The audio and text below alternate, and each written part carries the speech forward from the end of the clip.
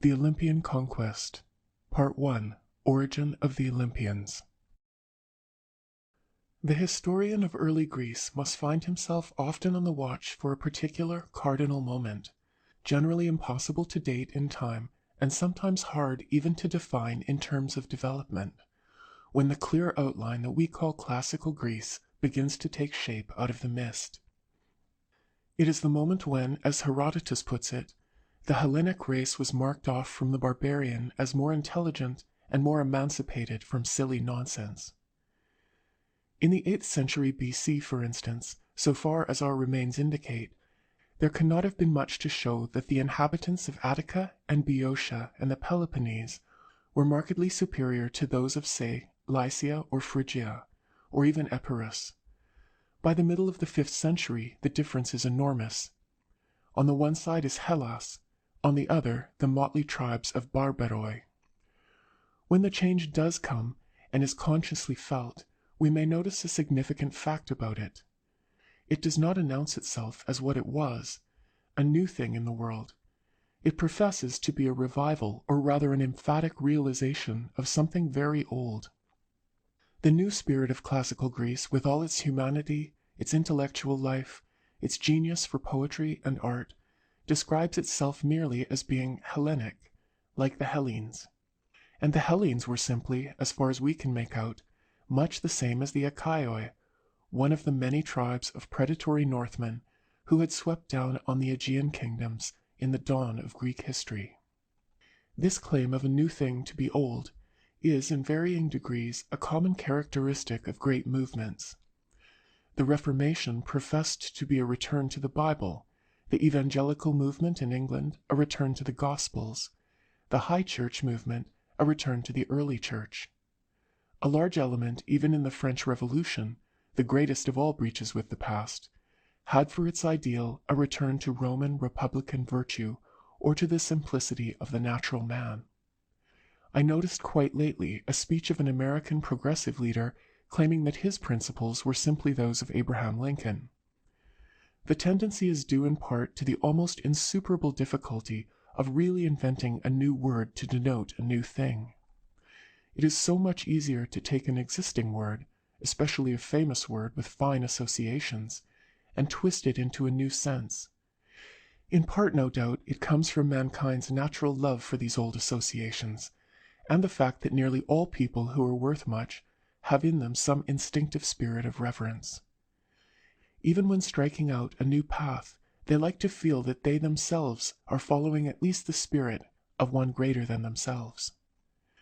The Hellenism of the 6th and 5th centuries was to a great extent what Hellenism of later ages was almost entirely, an ideal and a standard of culture. The classical Greeks were not, strictly speaking, pure Hellenes by blood. Herodotus and Thucydides are quite clear about that. The original Hellenes were a particular conquering tribe of great prestige, which attracted the surrounding tribes to follow it, imitate it, and call themselves by its name. The Spartans were, to Herodotus, Hellenic. The Athenians, on the other hand, were not.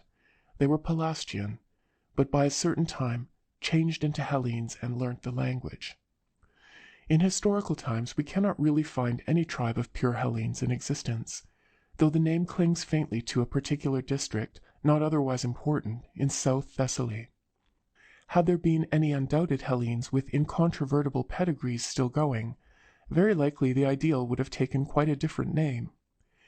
But where no one's ancestry would bear much inspection, the only way to show you were a true Hellene was to behave as such, that is, to approximate to some constantly rising ideal of what the true Hellene should be. In all probability, if a Greek of the 5th century, like Aeschylus or even Pindar, had met a group of the real Hellenes or Achaioi of the migrations, he would have set them down as so many obvious and flaming barbarians. We do not know whether the old Hellenes had any general word to denote the surrounding peoples, Pelasgians and divers other barbarous tribes, whom they conquered or accepted as allies. In any case, by the time of the Persian Wars, say 500 BC, all these tribes together considered themselves Hellenized, bore the name of Hellenes, and formed a kind of unity against hordes of barbaroi surrounding them on every side and threatening them especially from the east. Let us consider for a moment the dates. In political history, this self-realization of the Greek tribes as Hellenes against barbarians seems to have been first felt in the Ionian settlements on the coast of Asia Minor, where the quote, sons of Javan, unquote, Yawan equals Iaon, clashed as invaders against the native Hittite and Semite. It was emphasized by a similar clash in the further colonies in Pontus and in the West. If we wish for a central moment as representing this self-realization of Greece, I should be inclined to find it in the reign of Pisistratus, 560 to 527 BC, when that monarch made, as it were, the first sketch of an Athenian empire based on alliances and took over to Athens the leadership of the Ionian race. In literature, the decisive moment is clear. It came when, in Mr. McHale's phrase, quote, Homer came to Hellas, unquote. The date is apparently the same, and the influences at work are the same. It seems to have been under Pisistratus that the Homeric poems, in some form or other, came from Ionia to be recited in a fixed order at the Pan-Athenaic festival, and to find a canonical form and a central home in Athens till the end of the classical period. Athens is the center from which Homeric influence radiates over the mainland of Greece. Its effect upon literature was of course enormous. It can be traced in various ways.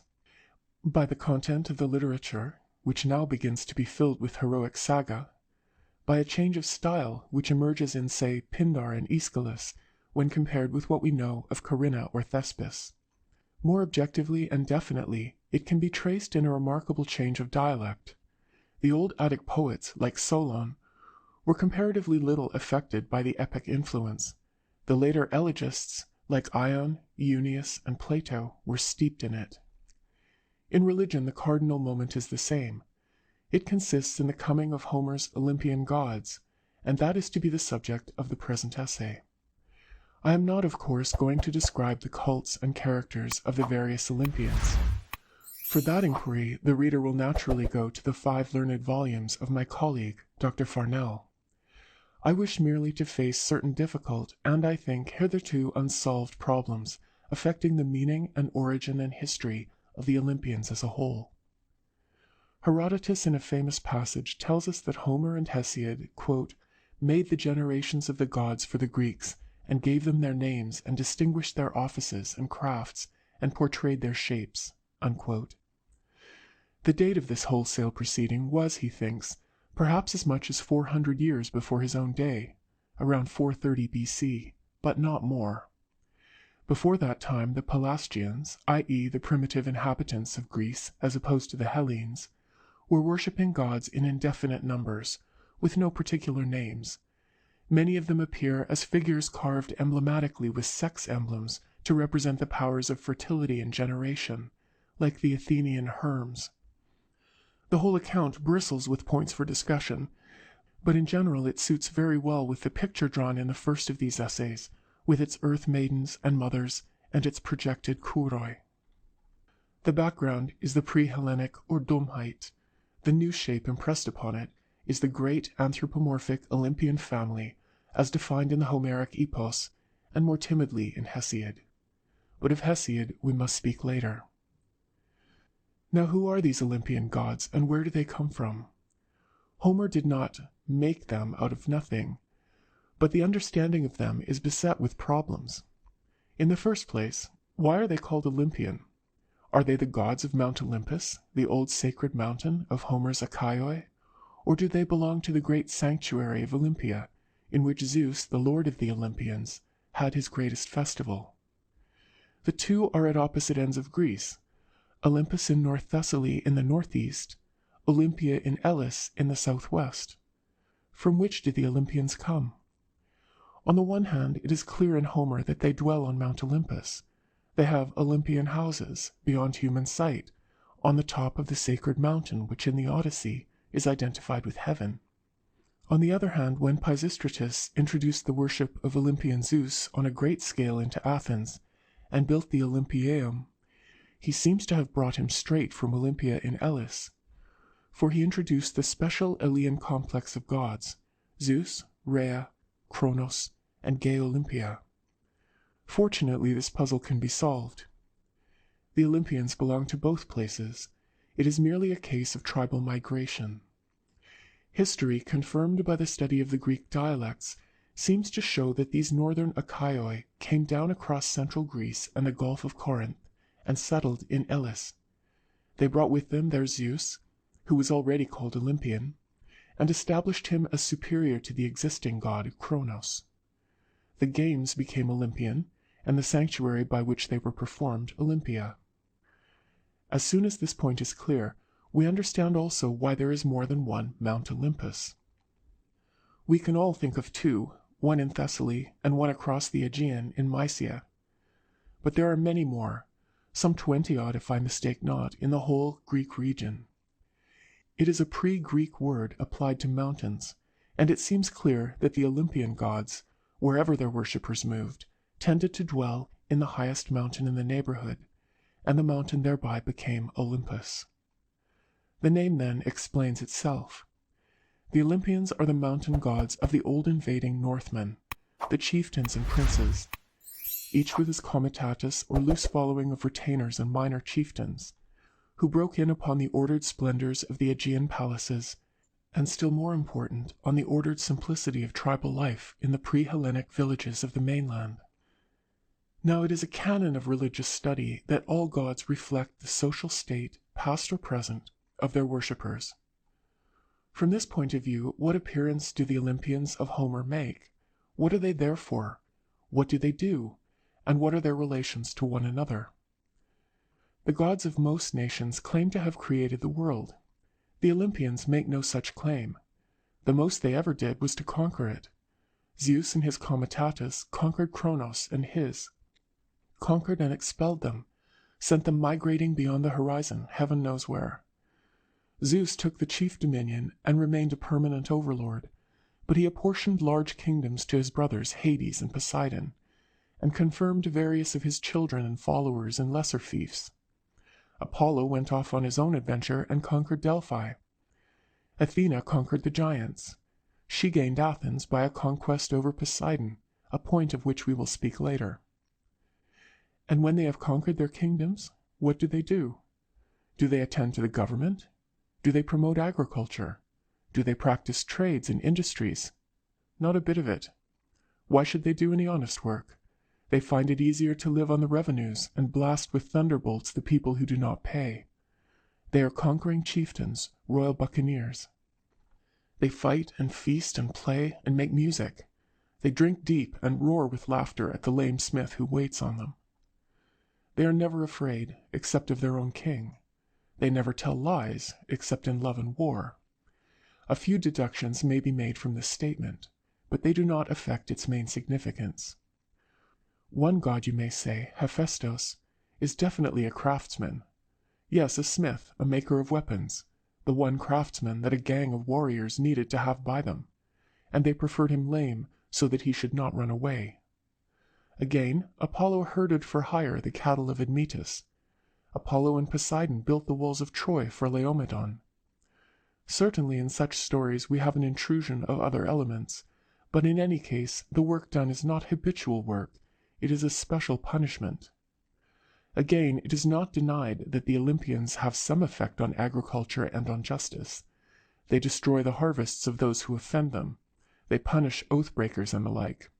Even in the Homeric age itself, if we may adopt Mr. Chadwick's convenient title for the age of the migrations, chieftains and gods probably retain some vestiges of the functions they had exercised in more normal and settled times.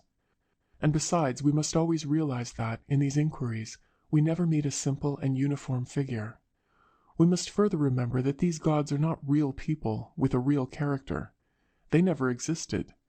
They are only concepts, exceedingly confused, cloudy, and changing concepts, in the minds of thousands of diverse worshippers and non-worshippers. They change every time they are thought of, as a word changes every time it is pronounced. Even in the height of the Achaean Wars, the concept of any one god would be mixed up with traditions and associations drawn from the surrounding populations and their gods. And by the time they come down to us in Homer and our other early literature, they have passed through the minds of many different ages and places, especially Ionia and Athens. The Olympians as described in our text of Homer, or as described in the Athenian recitations of the 6th century, are mutatis mutandis related to the Olympians of the heroic age, much as the Hellenes of the 6th century are to the Hellenes of the heroic age. I say mutatis mutandis because the historical development of a group of imaginary concepts shrined in tradition and romance can never be quite the same as that of the people who conceive them. The realm of fiction is apt both to leap in front and to lag in the rear of the march of real life. Romance will hug picturesque darknesses as well as invent perfections. But the gods of Homer, as we have them, certainly seem to show traces of the process through which they have passed, of an origin among the old conquering Achaia, a development in the Ionian epic schools, and a final home in Athens.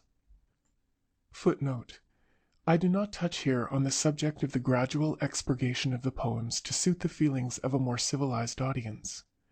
Many scholars believe that the poems did not exist as a written book till the public copy was made by Pisistratus. This view is tempting, though the evidence seems to be insufficient to justify a pronouncement either way. If it is true, then various passages which show a verbal use of earlier documents, like the Bellerophon passage, cannot have been put in before the Athenian period. End footnote. For example, what gods are chiefly prominent in Homer? In the Iliad, certainly 3, Zeus, Apollo, and Athena, and much the same would hold for the Odyssey. Next to them in importance will be Poseidon, Hera, and Hermes. Zeus stands somewhat apart.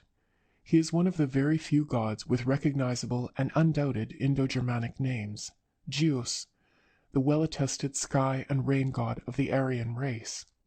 He is Achaean. He is Hellenios, the god worshipped by all Hellenes. He is also, curiously enough, Pelasgian, and Mr. A.B. Cook can explain to us this seeming contradiction.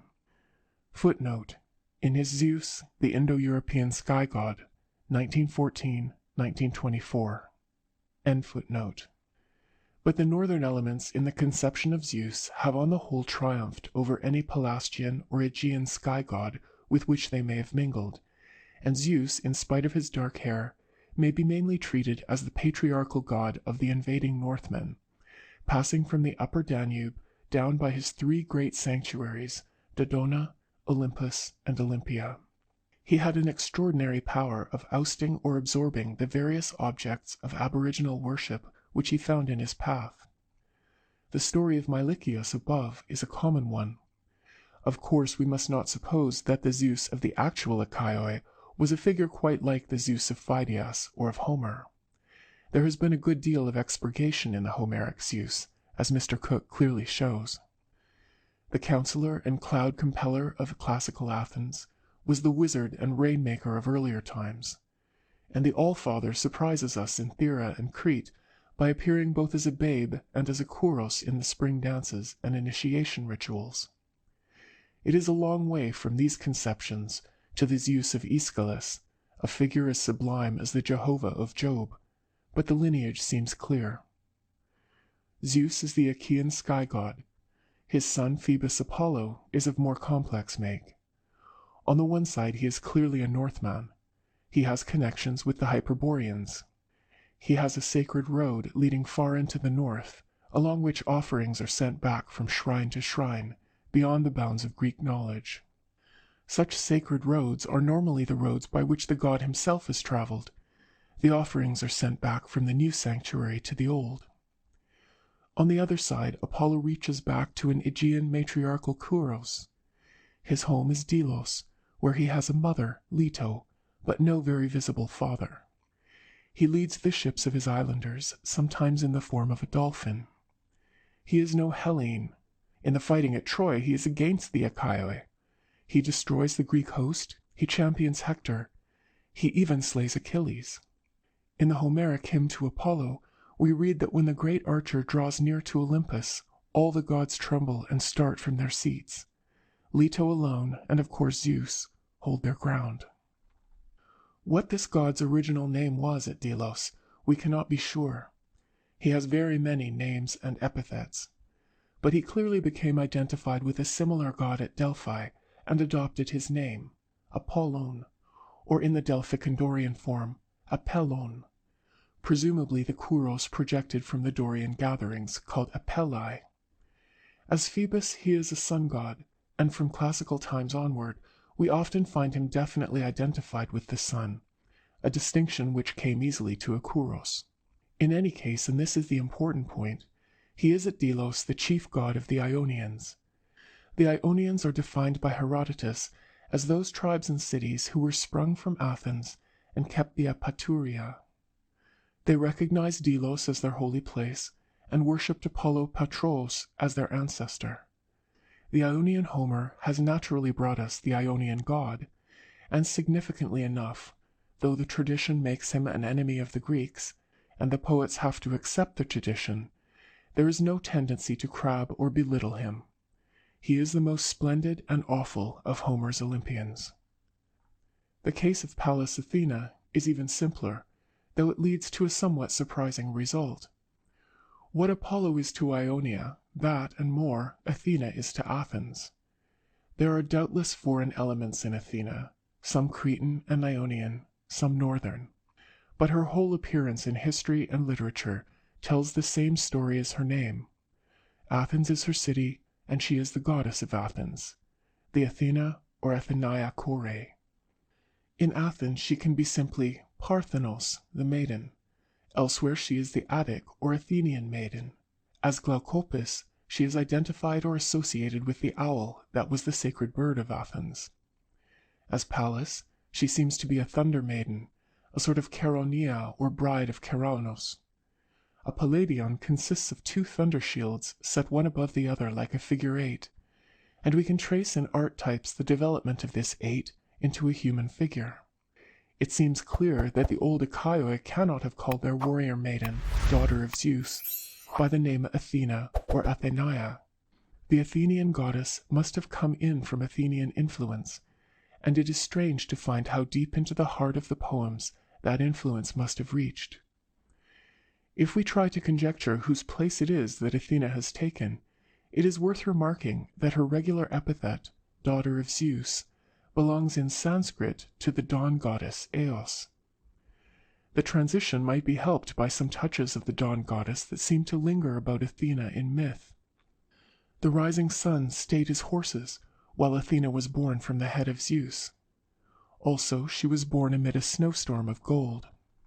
And Eos, on the other hand, is, like Athena, sometimes the daughter of the giant Pallas. Our three chief Olympians, then, explain themselves very easily. A body of poetry and tradition in its origin dating from the Achaoi of the migrations, growing for centuries in the hands of Ionian bards, and reaching its culminating form at Athens, has prominent in it the Achaean Zeus, the Ionian Apollo, the Athenian Kore, the same Kore who descended in person to restore the exiled Pisistratus to his throne. We need only throw a glance in passing at a few of the other Olympians. Why, for instance, should Poseidon be so prominent? In origin he is a puzzling figure. Besides the Achaean earth-shaking brother of Zeus in Thessaly, there seems to be some Pelasgian or Aegean god present in him. He is closely connected with Libya. He brings the horse from there. At times he exists in order to be defeated in Athens by Athena, in Naxos by Dionysus, in Aegina by Zeus, in Argos by Hera, in Acrocorinth by Helios, though he continues to hold the isthmus. In Trozen he shares a temple on more or less equal terms with Athena. Even in Troy he is defeated and cast out from the walls his own hands had built. These problems we need not for the present face. By the time that concerns us most, the Earthshaker is a sea god, especially important to the sea peoples of Athens and Ionia. He is the father of Neleus, the ancestor of the Ionian kings. His temple at Cape Mycale is the scene of the Pan-Ionia, and second only to Delos as a religious center of the Ionian tribes. He has intimate relations with Attica too, Besides the ancient contest with Athena for the possession of the land, he appears as the father of Theseus, the chief Athenian hero. He is merged in other Attic heroes like Aegeus and Erechtheus. He is the special patron of the Athenian knights. Thus his prominence in Homer is very natural. What of Hermes? His history deserves a long monograph to itself. It is so exceptionally instructive. Originally, outside Homer, Hermes was simply an old upright stone, a pillar furnished with the regular Pelasgian sex symbol of procreation. Set up over a tomb, he is the power that generates new lives, or in the ancient conception, brings the souls back to be born again. He is the guide of the dead, the psychopompus, the divine herald between the two worlds. If you have a message for the dead, you speak it to the herm at the grave. This notion of Hermes as herald may have been helped by his use as a boundary stone, the Latin terminus. Your boundary stone is your representative, the deliverer of your message to the hostile neighbor or alien. If you wish to parley with him, you advance up to your boundary stone. If you go as a herald peacefully into his territory, you place yourself under the protection of the same sacred stone, the last sign that remains of your own safe country. If you are killed or wronged, it is he, the immovable watcher, who will avenge you. Now this phallic stone post was quite unsuitable to Homer. It was not decent, it was not quite human, and every personage in Homer has to be both. In the Iliad, Hermes is simply removed, and a beautiful creation or tradition, Iris, the rainbow goddess, takes his place as the messenger from heaven to earth. In the Odyssey he is admitted, but so changed and castigated that no one would recognize the old Herm in the beautiful and gracious youth who performs the god's messages. I can only detect in his language one possible trace of his old Pelasgian character. Pausanias knew who worked the transformation. In speaking of Hermes, among the other, quote, workers, unquote, who were, quote, pillars in square form, unquote, he says, quote, as to Hermes, the poems of Homer have given currency to the report that he is a servant of Zeus, and leads down the spirits of the departed to Hades, unquote. In the magical papyri, Hermes returns to something of his old functions. He is scarcely to be distinguished from the agathos daimon. But thanks to Homer he is purified of his old phallicism. Hera, too, the wife of Zeus, seems to have a curious past behind her. She has certainly ousted the original wife, Dione, whose worship continued unchallenged in far Dodona, from times before Zeus descended upon Greek lands. When he invaded Thessaly, he seems to have left Dione behind and wedded the queen of the conquered territory. Hera's permanent epithet is Argaia, or Argive. She is the Argive Kore, or year maiden, as Athena is the Attic, Cyprus the Cyprian. But Argos in Homer denotes two different places, a watered plain in the Peloponnese and a watered plain in Thessaly. Hera was certainly the chief goddess of Peloponnesian Argos in historic times, and had brought her consort Heracles along with her, but at one time she seems to have belonged to the Thessalian Argos. She helped Thessalian Jason to launch the ship Argo, and they launched it from Thessalian Pagasai. In the Argonautica she is a beautiful figure, gracious and strong, the lovely patroness of the young hero. No element of strife is haunting her, but in the Iliad for some reason she is unpopular. She is a shrew, a scold, and a jealous wife. Why? Miss Harrison suggests that the quarrel with Zeus dates from the time of the invasion, when he was the conquering alien and she the native queen of the land. It may be, too, that the Ionian poets who respected their own Apollo and Athena and Poseidon regarded Hera as representing some race or tribe that they disliked. A goddess of Dorian Argos might be as disagreeable as a Dorian. It seems to be for some reason like this that Aphrodite, identified with Cyprus or some center among Oriental barbarians, is handled with so much disrespect. That Ares, the Thracian Kouros, a sun god and war god, is treated as a mere bully and coward and general pest. There is not much faith in these gods, as they appear to us in the Homeric poems, and not much respect, except perhaps for Apollo and Athena and Poseidon. The buccaneer kings of the heroic age, cut loose from all local and tribal pieties, intent only on personal gain and glory, were not the people to build up a powerful and religious faith. They left that, as they left agriculture and handiwork, to the nameless common folk. And it was not likely that the bards of cultivated and scientific Ionia should waste much religious emotion on a system which was clearly meant more for romance than for the guiding of life. Yet the power of romance is great. In the memory of Greece, the kings and gods of the heroic age were transfigured. What had been really an age of buccaneering violence became in memory an age of chivalry and splendid adventure.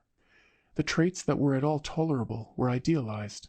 Those that were intolerable were either expurgated, or, if that was impossible, were mysticized and explained away. And the savage old Olympians became to Athens and the mainland of Greece, from the 6th century onward, emblems of high humanity and religious reform. Chapter 2, Part 2. The Religious Value of the Olympians. Now to some people this statement may seem a willful paradox, yet I believe it to be true. The Olympian religion, radiating from Homer at the Pantheon, produced what I will venture to call exactly a religious reformation. Let us consider how, with all its flaws and falsehoods, it was fitted to attempt such a work.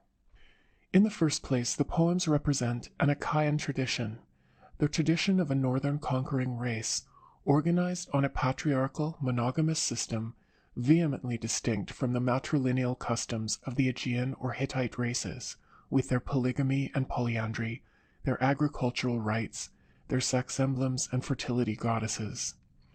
Contrast for a moment the sort of sexless Valkyrie who appears in the Iliad under the name of Athena, with the Kore of Ephesus, strangely called Artemis, a shapeless fertility figure covered with innumerable breasts.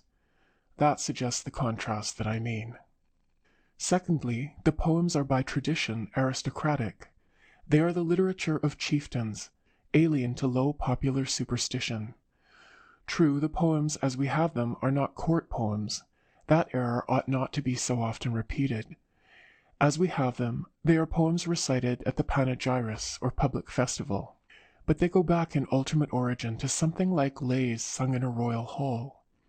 And the contrast between the Homeric gods and the gods found outside Homer is well compared by Mr. Chadwick to the difference between the gods of the Edda and the historical traces of religion outside the Edda. The gods who feast with Odin in Asgard, forming an organized community or comitatus, seem to be the gods of the kings, distinct from the gods of the peasants, cleaner and more warlike and lordlier, though in actual religious quality much less vital. Thirdly, the poems in their main stages are Ionian, and Ionia was for many reasons calculated to lead the forward movement against the Urdomheit. For one thing, Ionia reinforced the old heroic tradition in having much the same inward freedom. The Ionians are the descendants of those who fled from the invaders across the sea, leaving their homes, tribes, and tribal traditions. Viliamowitz has well remarked how the imagination of the Greek mainland is dominated by the gigantic sepulchres of unknown kings, which the fugitives to Asia had left behind them and half forgotten. Again, when the Ionians settled on the Asiatic coasts, they were no doubt to some extent influenced, but they were far more repelled by the barbaric tribes of the interior. They became conscious, as we have said, of something that was Hellenic, as distinct from something else that was barbaric, and the Hellenic part of them vehemently rejected what struck them as superstitious, cruel, or unclean. And lastly, we must remember that Ionia was, before the rise of Athens, not only the most imaginative and intellectual part of Greece, but by far the most advanced in knowledge and culture. The Homeric religion is a step in the self-realization of Greece, and such self-realization naturally took its rise in Ionia. Granted, then, that Homer was calculated to produce a kind of religious reformation in Greece, what kind of reformation was it? We are again reminded of St. Paul. It was a move away from the beggarly elements towards some imagined person behind them. The world was conceived as neither quite without external governance, nor as merely subject to the incursions of mana snakes and bulls and thunderstones and monsters, but as governed by an organized body of personal and reasoning rulers, wise and bountiful fathers, like man in mind and shape, only unspeakably higher. For a type of this Olympian spirit, we may take a phenomenon that has perhaps sometimes wearied us, the reiterated instance in the reliefs of the best period on the strife of men against centaurs, or of gods against giants. Our modern sympathies are apt to side with the giants and centaurs. An age of order likes romantic violence, as landsmen safe in their houses like storms at sea. But to the Greek this battle was full of symbolic meaning. It is the strife, the ultimate victory of human intelligence, reason, and gentleness, against what seems at first the overwhelming power of passion and unguided strength. It is Hellas against the brute world. The victory of Hellenism over barbarism, of man over beast. That was the aim, but was it ever accomplished? The Olympian gods, as we see them in art, appear so calm, so perfect, so far removed from the atmosphere of acknowledged imperfection and spiritual striving, that what I am now about to say may again seem a deliberate paradox. It is nevertheless true that the Olympian religion is only to the full intelligible and admirable if we realize it as a superb and baffled endeavor, not a telos or completion, but a movement and effort of life. We may analyze the movement into three main elements: a moral expurgation of the old rites, an attempt to bring order into the old chaos, and lastly, an adaptation to new social needs.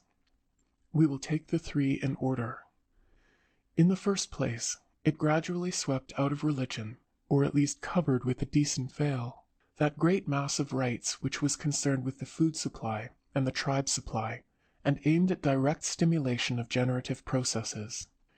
It left only a few reverent and mystic rituals, a few licensed outbursts of riotous indecency in comedy and the agricultural festivals. It swept away what seems to us a thing less dangerous, a large part of the worship of the dead. Such worship, our evidence shows us, gave a loose rein to superstition. To the Olympian movement it was vulgar, it was semi-barbarous, it was often bloody. We find that it has almost disappeared from Homeric Athens, at a time when the monuments show it still flourishing in un-Homeric Sparta. The Olympian movement swept away also, at least for 2 splendid centuries, the worship of the man-god with its diseased atmosphere of megalomania and bloodlust. These things return with the fall of Hellenism, but the great period, as it urges man to use all his powers of thought, of daring and endurance, of social organization, so it bids him remember that he is a man like other men, subject to the same laws and bound to reckon with the same death. So much for the moral expurgation. Next for the bringing of intellectual order. To parody the words of Anaxagoras, in the early religion all things were together, till the Homeric system came and arranged them. We constantly find in the Greek pantheon beings who can be described as polon onomaton morphemia, one form of many names. Each tribe, each little community, sometimes one may almost say each caste, the children of the bards, the children of the potters, had its own special gods. Now, as soon as there was any general sunoikismos, or settling together, any effective surmounting of the narrowest local barriers, these innumerable gods tended to melt into one another. Under different historical circumstances, this process might have been carried resolutely through, and produced an intelligible pantheon in which each god had his proper function, and there was no overlapping. One Kore, one Kuros, one sun god, and so on. But in Greece that was impossible. Imaginations had been too vivid, and local types had too often become clearly personified and differentiated. The maiden of Athens, Athena, did no doubt absorb some other Korai, but she could not possibly combine with her of Cythera or Cyprus or Ephesus, nor with the Argive Kore or the Delian or the Braurorian. What happened was that the infinite cloud of maidens was greatly reduced and fell into 4 or 5 main types. The Korai of Cyprus, Cythera, Corinth, Eryx, and some other places were felt to be one, and became absorbed in the great figure of Aphrodite. Artemis absorbed a quantity more, including those of Delos and Brauron, of various parts of Arcadia and Sparta, and even, as we saw, the fertility Korai of Ephesus. Doubtless she and the Delian were originally much closer together, but the Delian differentiated towards ideal virginity, the Ephesian towards ideal fruitfulness. The Kuroi, or youths, in the same way were absorbed into some half-dozen great mythological shapes: Apollo, Ares, Hermes, Dionysus, and the like. As so often in Greek development, we are brought up against the immense formative power of fiction or romance. The simple Korai, or Kuros, was a figure of indistinct outline with no history or personality. Like the Roman functional gods, such beings were hardly persons. They melted easily into one another. But when the Greek imagination had once done its work upon them, a figure like Athena or Aphrodite had become for all practical purposes a definite person, almost as definite as Achilles or Odysseus, as Macbeth or Falstaff. They crystallize hard. They will no longer melt or blend, at least not at an ordinary temperature. In the 4th and 3rd centuries, we hear a great deal about the gods all being one. Zeus the same as Hades, Hades is Helios, Helios the same as Dionysus. But the amalgamation only takes place in the white heat of ecstatic philosophy or the rites of religious mysticism. The best document preserved to us of this attempt to bring order into chaos is the poetry of Hesiod. There are 3 poems, all devoted to this object, composed perhaps under the influence of Delphi, and certainly under that of Homer, and trying in a quasi-Homeric dialect and under a quasi-Olympian system to bring together vast masses of ancient theology and folklore and scattered tradition. The Theogony attempts to make a pedigree and hierarchy of the gods. The Catalogue of Women and the Aeoi, preserved only in scanty fragments, attempt to fix in canonical form the cloudy mixture of dreams and boasts and legends and hypotheses by which royal families recorded their descent from a traditional ancestress and a conjectural god. The Works and Days form an attempt to collect and arrange the rules and taboos relating to agriculture. The work of Hesiod as a whole is one of the most valiant failures in literature.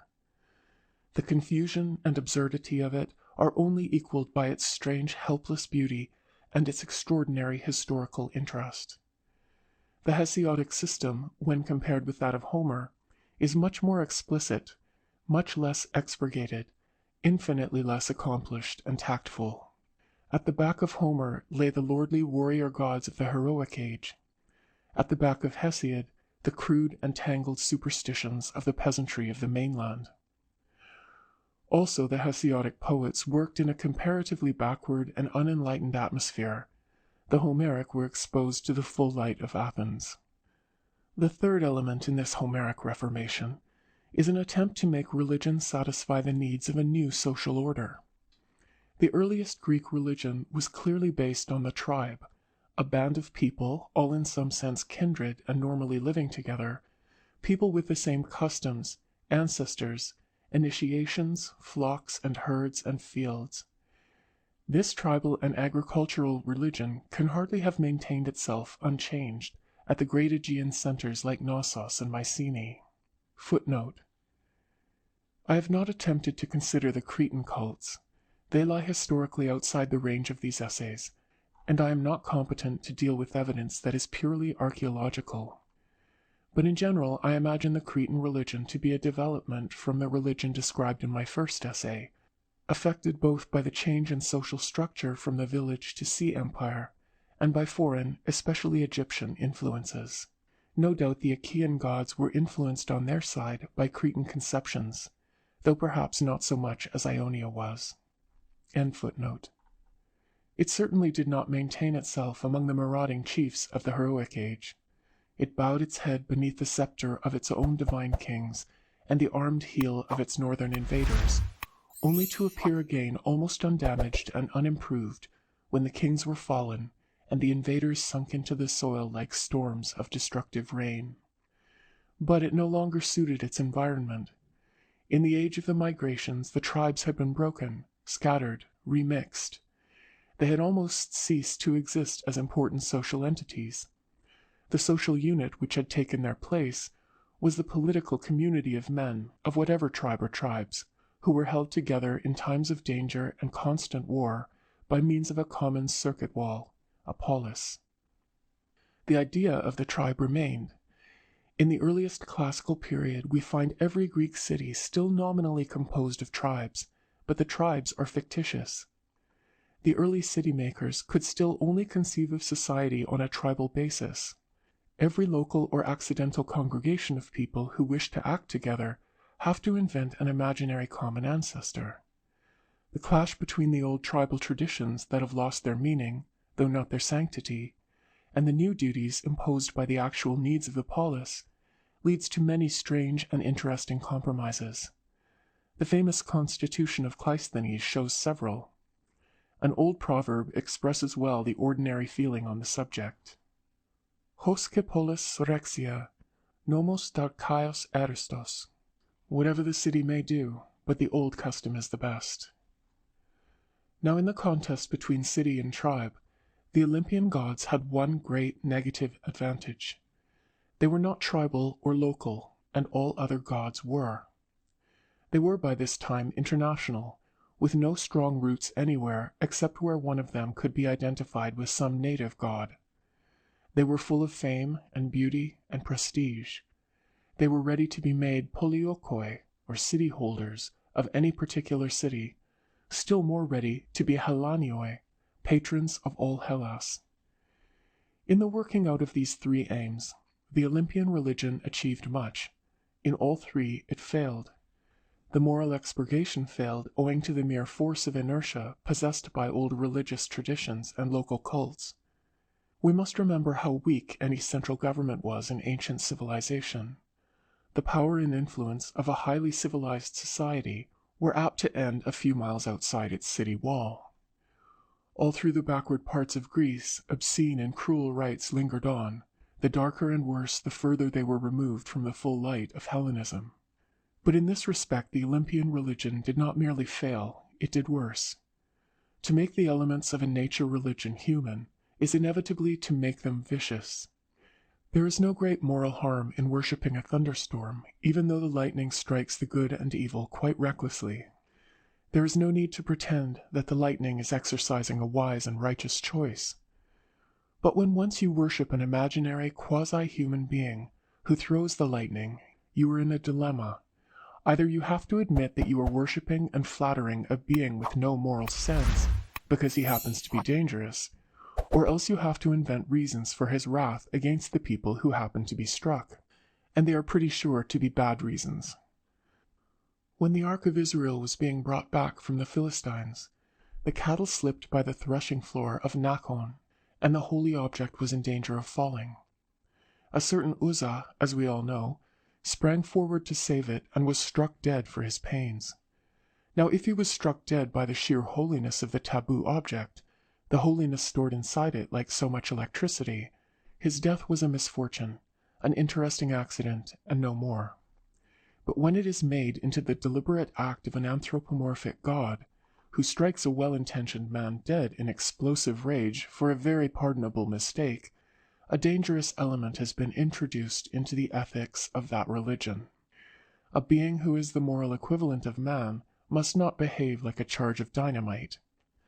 Again, to worship emblems of fertility and generation, as was done in agricultural rites all through the Aegean area, is in itself an intelligible and not necessarily a degrading practice.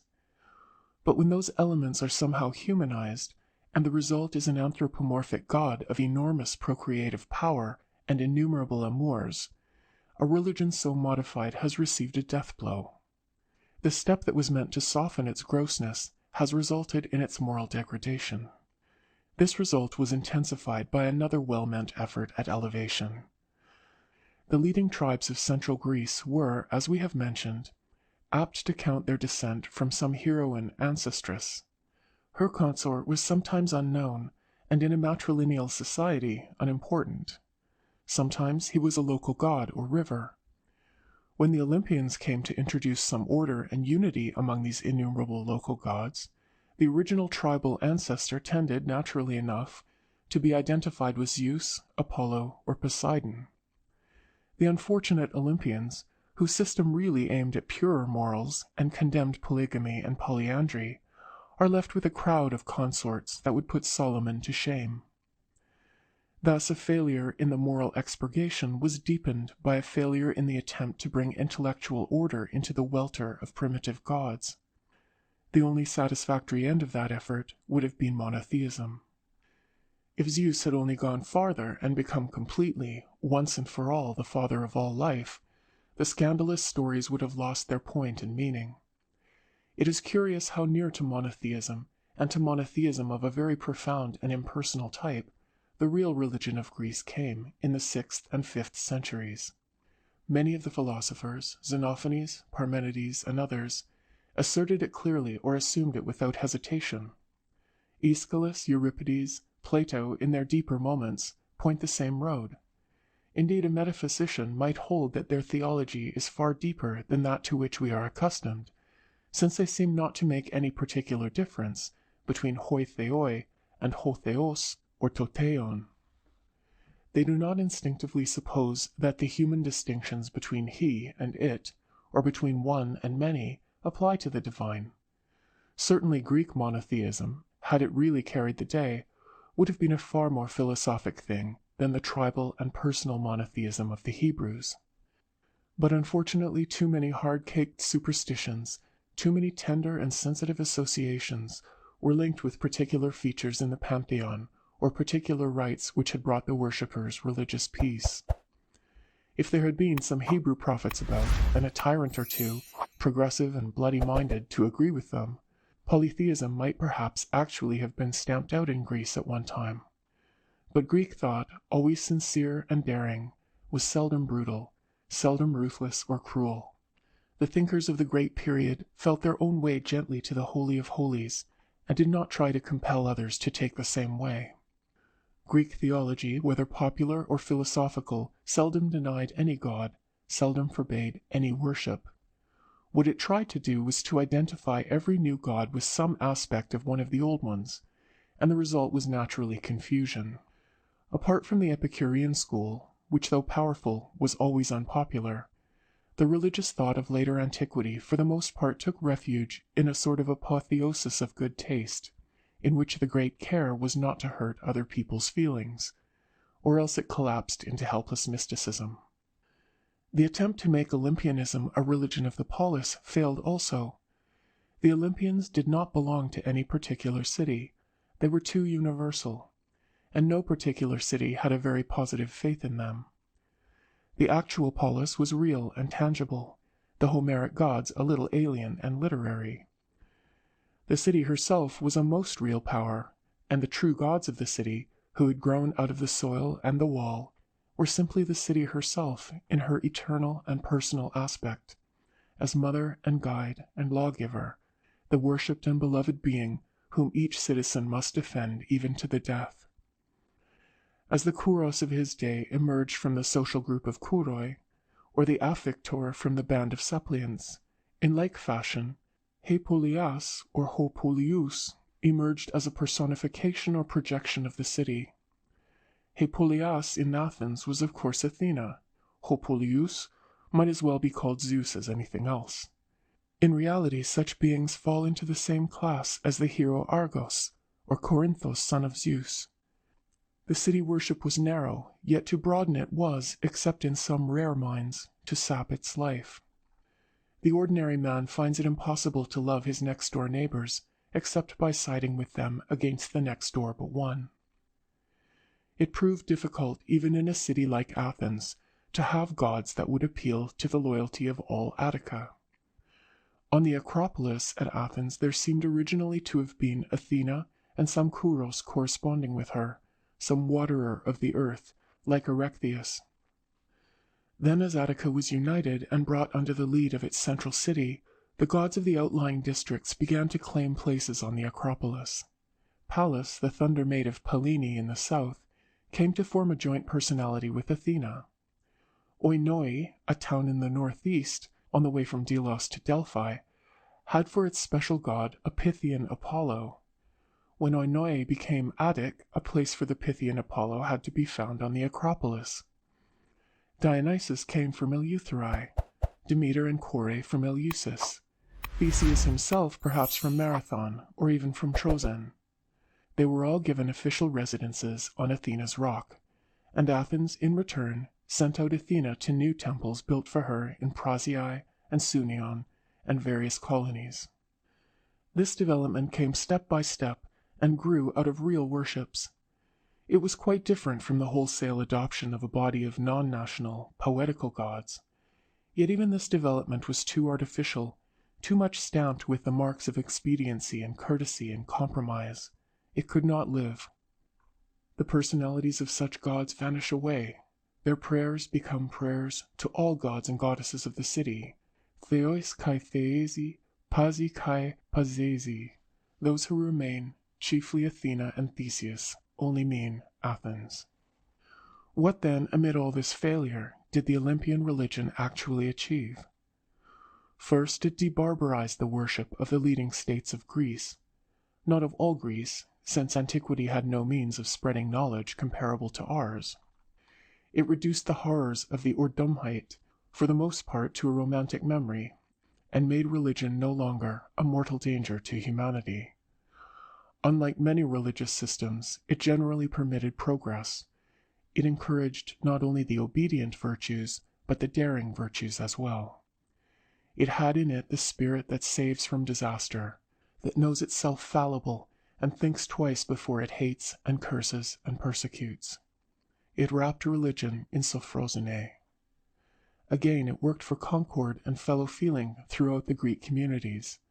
It is, after all, a good deal to say that in Greek history we find almost no warring of sects, no mutual tortures or even blasphemies. With many ragged edges, with many weaknesses, it built up something like a united Hellenic religion to stand against the beastly devices of the heathen. And after all, if we are inclined on the purely religious side to judge the Olympian system harshly, we must not forget its sheer beauty. Truth, no doubt, is greater than beauty, but in many matters beauty can be attained and truth cannot. All we know is that when the best minds seek for truth, the result is apt to be beautiful. It was a great thing that men should envisage the world as governed not by giants and gorgons and dealers in eternal torture, but by some human and more than human understanding, xunesis, by beings of quiet splendor, like many a classical Zeus and Hermes and Demeter. If Olympianism was not a religious faith, it was at least a vital force in the shaping of cities and societies, which remain after 2,000 years a type to the world of beauty and freedom and high endeavor. Even the stirring of its ashes, when they seemed long cold, had power to produce something of the same result, for the classicism of the Italian Renaissance is a child, however fallen, of the Olympian spirit. Of course I recognize that beauty is not the same as faith. There is, in one sense, far more faith in some hideous miracle-working icon which sends out starving peasants to massacre Jews, than in the Athena of Phidias. Yet once we have rid our minds of trivial mythology, there is religion in Athena also. Athena is an ideal and a mystery. The ideal of wisdom, of incessant labor, of almost terrifying purity, seen through the light of some mystic and spiritual devotion, like but transcending the love of man for woman. Or if the way of Athena is too hard for us common men, it is not hard to find a true religious ideal in such a figure as Persephone. In Persephone there is more of pathos and of mystery. She has more recently entered the calm ranks of Olympus. The old liturgy of the dying and re-risen year-bride still clings to her.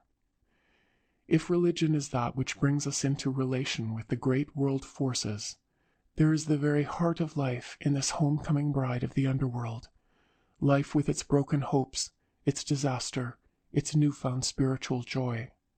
Life seen as mother and daughter, not a thing continuous and unchanging, but shot through with parting and death.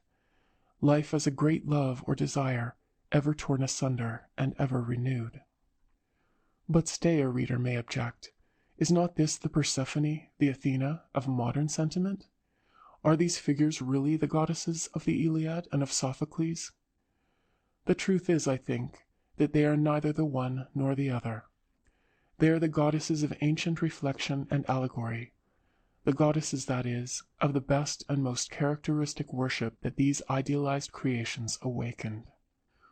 What we have treated hitherto as the mortal weakness of the Olympians, the fact that they have no roots in any particular soil, little hold on any definite primeval cult, has turned out to be their particular strength.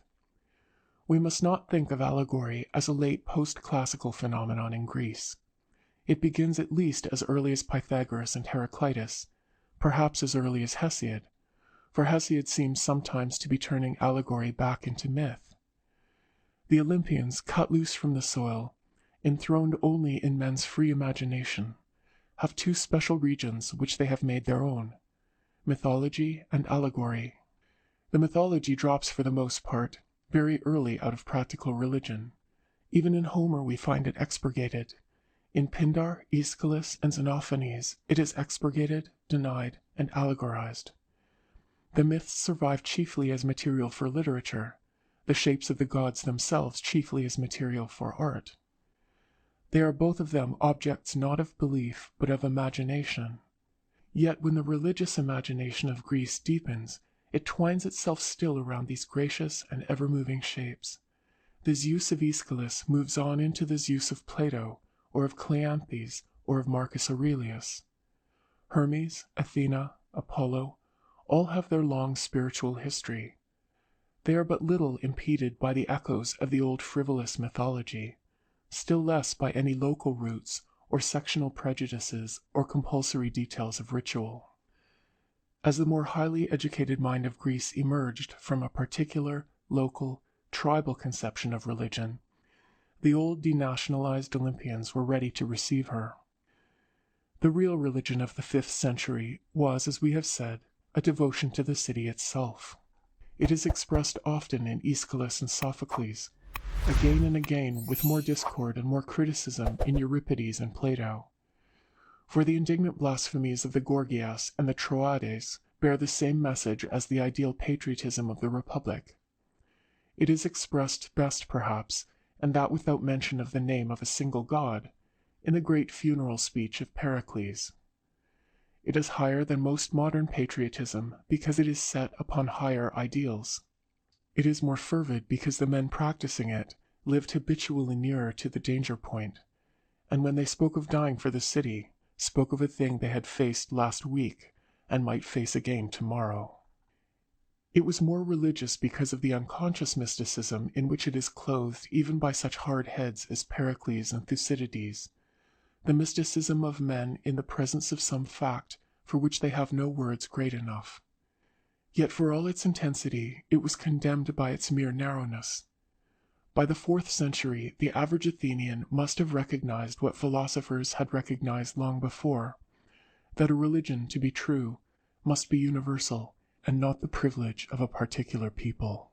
As soon as the Stoics had proclaimed the world to be one great city of gods and men, the only gods with which Greece could satisfactorily people the city were the idealized band of the old Olympians.